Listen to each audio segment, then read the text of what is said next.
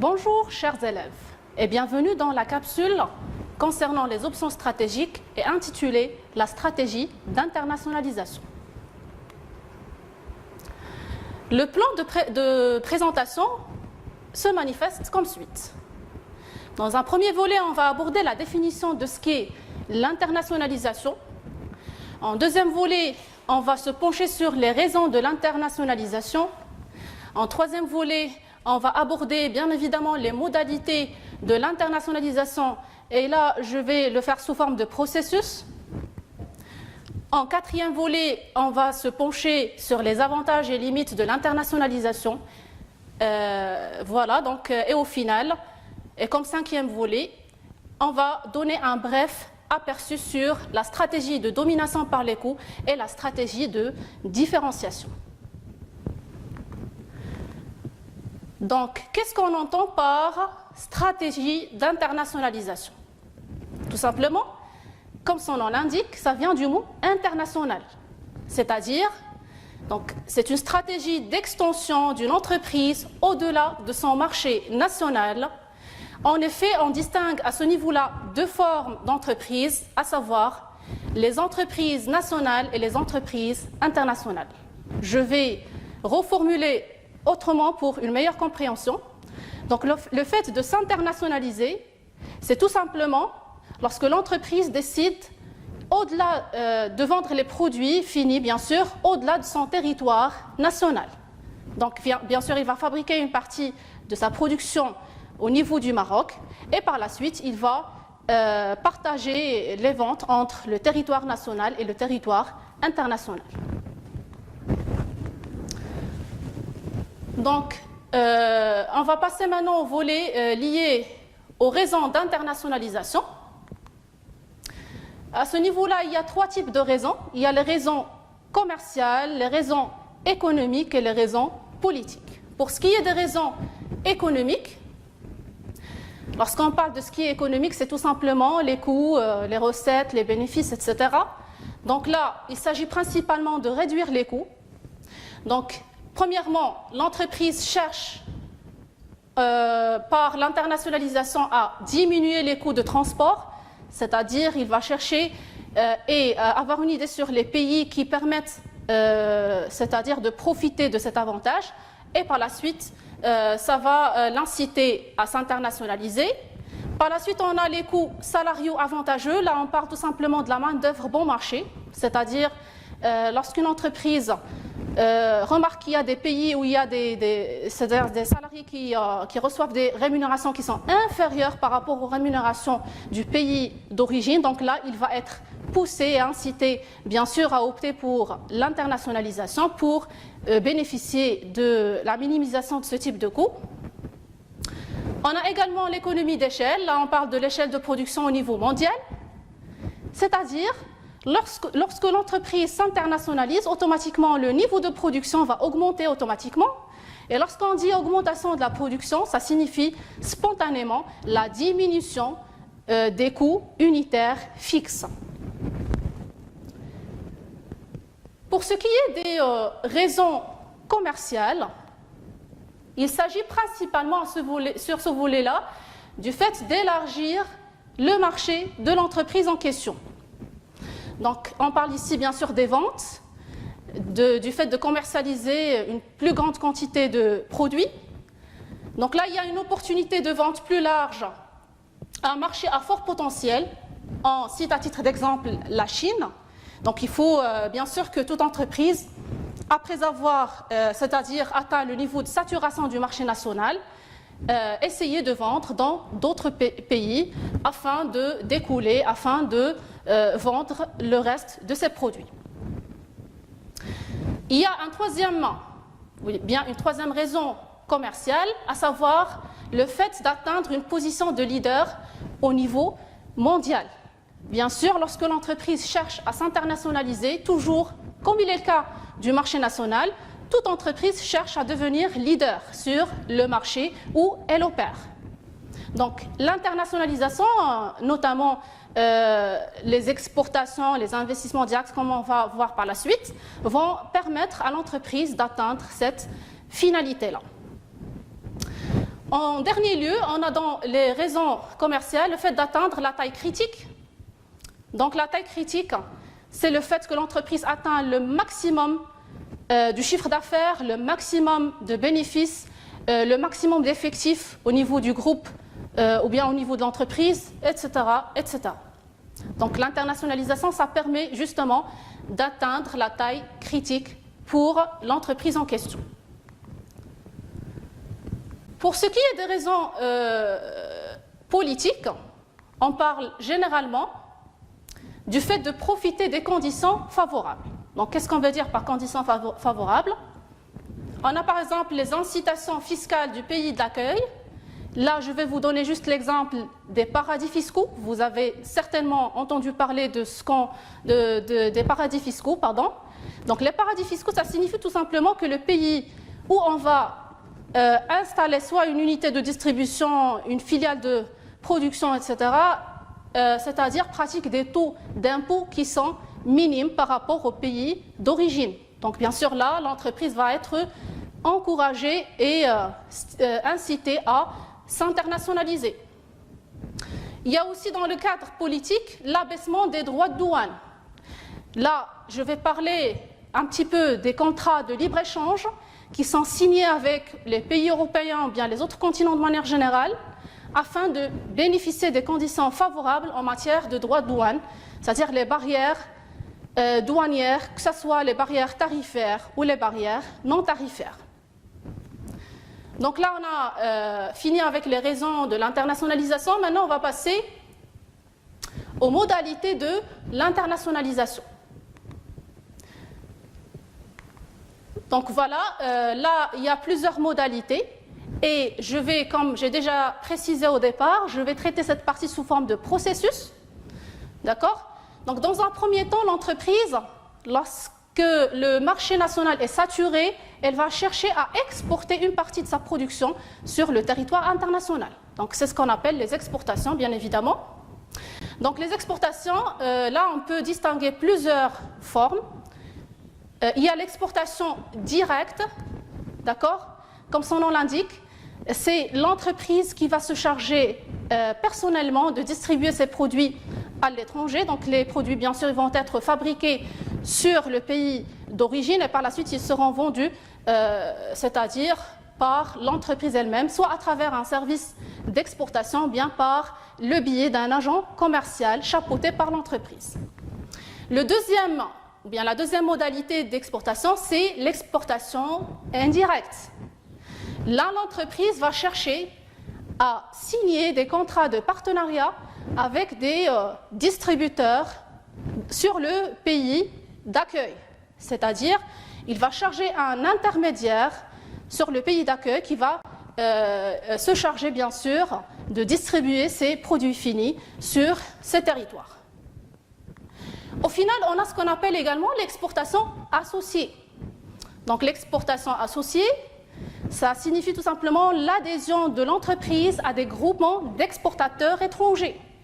Là, ça rentre généralement dans le cadre, c'est-à-dire l'exemple marquant ici, c'est les GIE, les groupements d'intérêt économique, qui contiennent bien évidemment un ensemble d'exportateurs et là, ils vont bénéficier bien sûr de plusieurs avantages.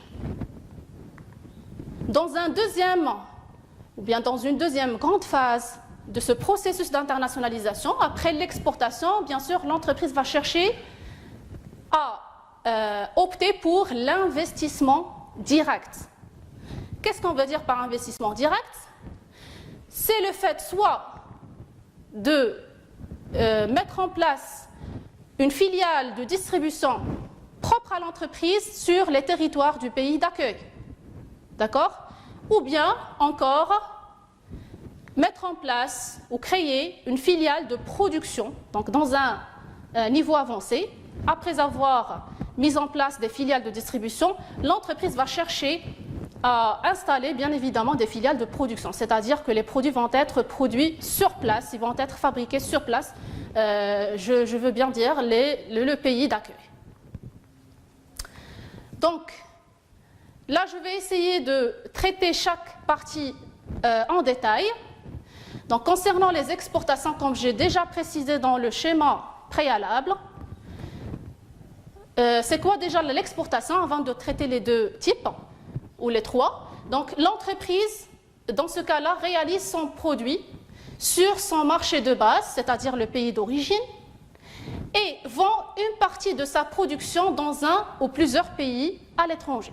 Donc, c'est ça ce qu'on veut dire par exportation. En fait, il existe deux modes ou trois modes. Je vais traiter le troisième par la suite dans la diapositive suivante. Donc, les deux premiers modes, ce sont l'exportation directe.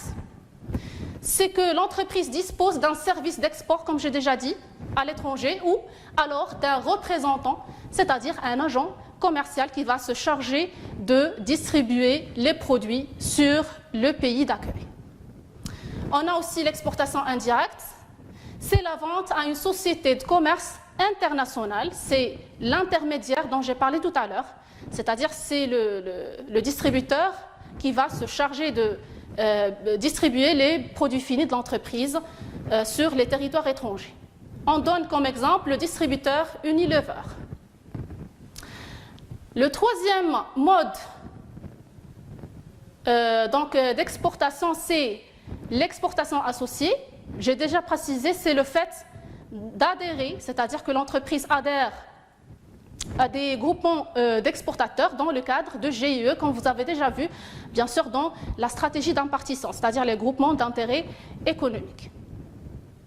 Maintenant, on va passer aux investissements directs. J'ai bien dit qu'il se compose de deux possibilités, deux alternatives. Dans un premier temps, l'entreprise va fabriquer, il va installer une filiale de distribution. Cette filiale qui va jouer bien évidemment le rôle d'un importateur, c'est-à-dire qu'il va importer les produits du pays d'origine et les vendre sur le territoire du pays d'accueil. On a aussi les filiales de production, c'est le fait de produire sur place les produits finis et les vendre par la suite. C'est ce qu'on appelle la délocalisation, c'est-à-dire en quelque sorte le déplacement des usines, des unités de production du pays d'origine vers le pays d'accueil. Donc déjà, je répète, ou bien je vais donner en quelque sorte une petite définition de ce qu'est l'investissement direct. Donc l'investissement direct vise la satisfaction de la demande à l'étranger grâce à la création de filiales, comme on a dit, soit des filiales de distribution ou des filiales de production.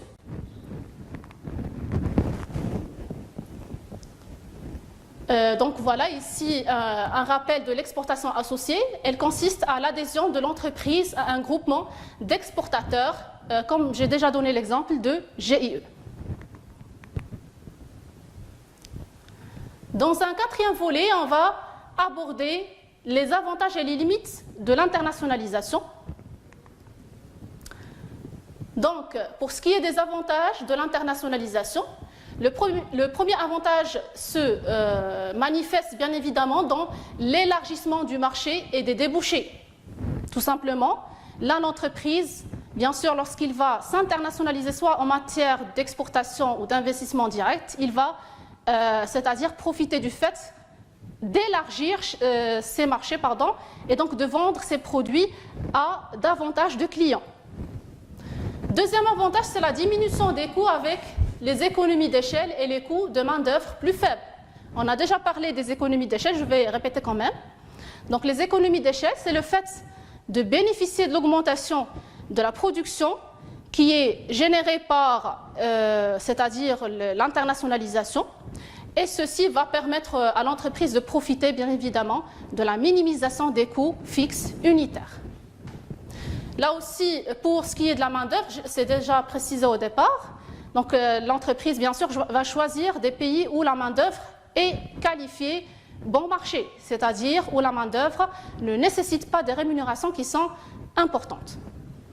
Je cite à titre d'exemple les salariés indiens, les salariés chinois, donc ils ne demandent pas beaucoup de salaire comme il est le cas des Marocains et des autres pays européens. Donc, l'avantage suivant, c'est le contournement des barrières douanières, tarifaires et non tarifaires. Là, j'ai déjà aussi parlé de ceci comme avantage.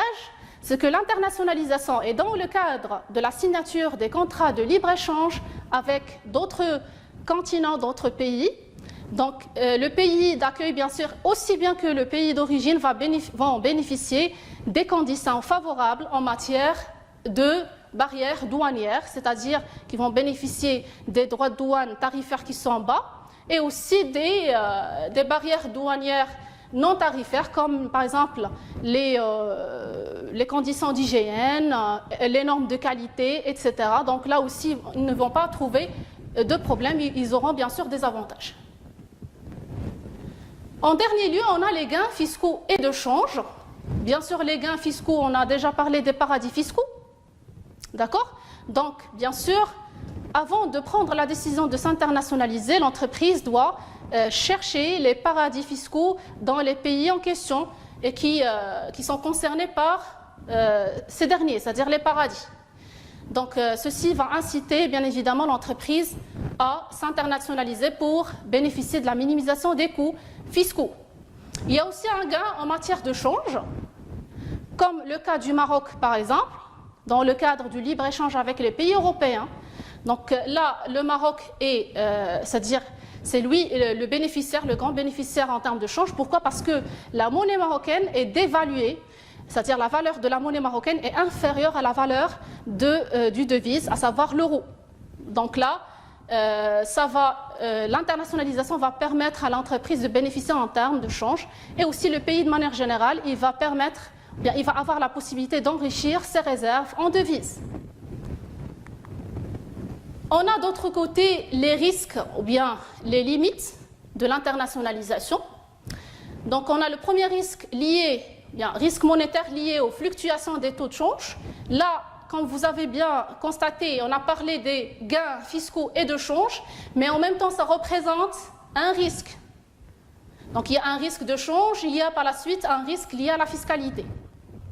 Comme ça représente un avantage, lorsqu'on parle de la fiscalité par exemple, ça représente un avantage lorsque le pays d'accueil pratique des taux d'impôt qui sont réduits par rapport au pays d'origine. Par contre, si c'est le contraire, c'est-à-dire si le pays d'accueil pratique des taux d'impôt qui sont élevés, là, ce n'est pas bénéfique pour l'entreprise internationalisée ou bien l'exportateur. Et surtout les investissements directs, c'est-à-dire les filiales de production et de distribution. Donc il y a aussi un risque lié au change. Comme j'ai déjà dit que c'est bénéfique pour le Maroc parce que sa monnaie est dévaluée par rapport aux monnaies, c'est-à-dire à l'euro de manière générale. Donc là, le contraire.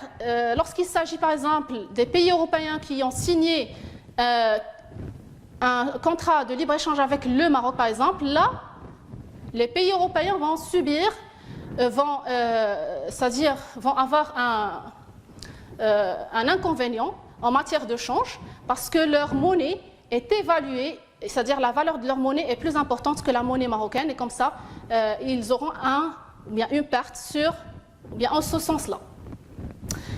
Donc le dernier risque, c'est le risque politique et aussi les risques économiques. Donc lorsqu'on parle des risques politiques, on parle par exemple du terrorisme. S'il s'agit dans le pays d'accueil d'un pays où il souffre des guerres, par exemple, il souffre du terrorisme, là, ça représente un risque énorme pour l'entreprise qui s'internationalise parce qu'il n'y a pas de stabilité. De même pour les déséquilibres économiques. Lorsqu'on dit déséquilibre économique, on parle généralement des crises économiques, d'accord? Donc, lorsqu'il y a des crises économiques dans le pays d'accueil, là aussi, ce n'est pas bénéfique pour l'entreprise pour la simple raison que celle-ci va souffrir de pas mal de menaces. Donc voilà. Maintenant, on va donner un bref aperçu par rapport à deux grandes stratégies appelées stratégies génériques ou encore stratégies de domaine, ou encore on les nomme les stratégies concurrentielles. Donc, indépendamment des options stratégiques que vous avez vues auparavant et aussi de la stratégie d'intégration, l'entreprise a intérêt est contrainte de choisir l'une des deux grandes catégories de stratégies suivantes. Lesquelles? Donc la première, c'est la stratégie de domination par les coûts. Donc là, comme son nom l'indique, donc dominer le marché par quel moyen? Par les coûts. C'est-à-dire que l'entreprise va essayer de minimiser le maximum possible ses coûts, d'accord, pour se distinguer, se différencier par rapport aux concurrents sur ce marché. D'accord? Donc je lis. Les stratégies de domination par les coûts, elle est l'une des stratégies compétitives consistant à proposer une offre dont le coût de revient, donc le coût de revient c'est le coût de production global, d'accord, du produit fini, dont le coût de revient a été réduit au maximum afin de maximiser la marge bénéficiaire. Lorsqu'on dit que les coûts sont minimes, automatiquement les marges bénéficiaires augmentent. D'accord? Donc c'est ça, c'est-à-dire ce que je veux expliquer depuis tout à l'heure concernant la stratégie de domination par les coûts, c'est que l'entreprise cherche à se distinguer par rapport aux autres concurrents par les coûts. D'accord? Il essaie de minimiser le maximum ses coûts de revient, ses coûts de production, pour augmenter ses marges bénéficiaires et donc conquérir de grandes parts de marché.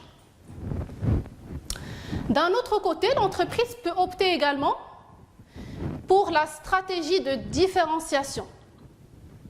Donc la stratégie de différenciation, comme son nom l'indique, ça vient du mot différence.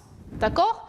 Donc c'est être différent des concurrents. Mais là, pas sur la base des coûts, mais sur la base de la qualité des produits. C'est-à-dire, quel que soit le prix, peu importe. Ce qui importe le plus à ce niveau-là, c'est la qualité. C'est-à-dire que l'entreprise choisit de se différencier, de se distinguer par rapport à ses concurrents par le biais de fabriquer ou produire des biens qui sont de très bonne qualité. D'accord? Donc je lis. La stratégie de différenciation, c'est une stratégie qui permet à l'entreprise de se différencier ou de se distinguer sur le marché par rapport à ses concurrents. Cette différenciation se fait par le biais de la qualité des produits finis ou services proposés. Donc, les deux stratégies en fait ont le même objectif, ont la même finalité, à savoir le fait de renforcer leur position sur le marché, soit par le biais des coûts, soit par le biais de la qualité de ses produits. Donc il s'agit pour l'entreprise de renforcer sa position sur son marché, c'est-à-dire d'accroître sa part de marché au détriment de ses concurrents, et ce, en optant pour l'une des catégories de stratégies précitées. Donc, et pour récapituler tout ce qui précède, donc dans un premier temps, on a traité la définition de l'internationalisation, comme quoi il s'agit tout simplement de l'extension des marchés d'une entreprise sur les territoires étrangers. D'accord? Donc on distingue entre deux formes, les entreprises nationales et les entreprises internationales. D'un autre côté, on a abordé dans un deuxième volet les raisons aussi bien économiques, commerciales et politiques. Donc les raisons économiques sont liées généralement à la minimisation des coûts, d'accord? Les coûts liés au transport, les coûts liés à la main-d'œuvre bon marché, etc.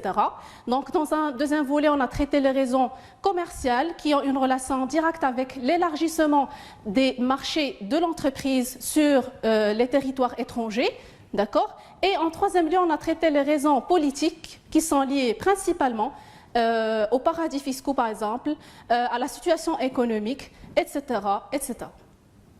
Dans un volet suivant, on a traité le processus de l'internationalisation, à savoir donc, le fait que l'entreprise commence par une simple exportation.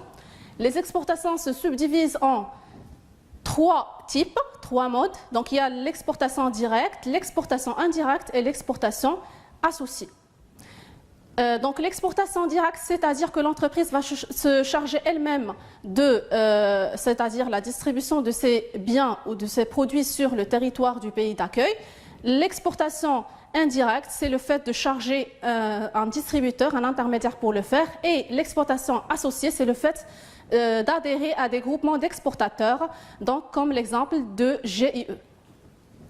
Donc, dans une grande deuxième phase, on a l'investissement direct qui se subdivise en deux grands volets. Donc, dans un premier lieu, l'entreprise opte pour l'installation des filiales de distribution et dans un deuxième temps, elle opte pour l'installation des filiales de production.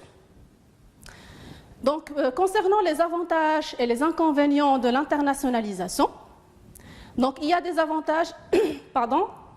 Il y a les avantages, c'est-à-dire qui concernent par exemple l'élargissement des marchés. Il y a les avantages liés au coût. Du coup, l'entreprise bénéficie de la minimisation des coûts en matière de transport, de fiscalité, de change. Et il y a aussi d'autres avantages. Donc, côté inconvénient également, on a abordé les risques liés à la fiscalité, comme quoi le pays d'accueil peut augmenter le taux d'impôt. Il y a aussi le risque lié au change. Si la monnaie du pays d'accueil c'est-à-dire a une valeur plus importante que la monnaie du pays d'origine. Et il y a aussi les risques liés aussi bien à ce qui est l'économie de la nation et aussi aux risques politiques. Donc voilà, chers élèves, notre capsule a pris fin. Je vous donne rendez-vous à la prochaine capsule intitulée « La croissance de l'entreprise », plus précisément les généralités et croissance interne. Merci pour votre aimable intention.